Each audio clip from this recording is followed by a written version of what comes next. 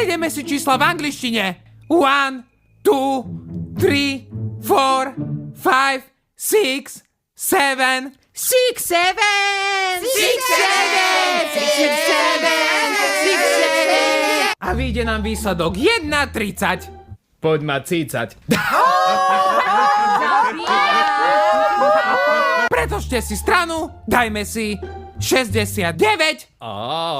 Dajme si 69. 69, baby. Toto je pi a toto je sigma. Sigma, Sigma boy, Sigma boy, Sigma boy! Čo je toto za zviera? To je tralalelo, tralala. Deti, toto je rys. Toto není rys. Toto je rys. Ticho! Ďalšie zviera je... Bobr, kurva.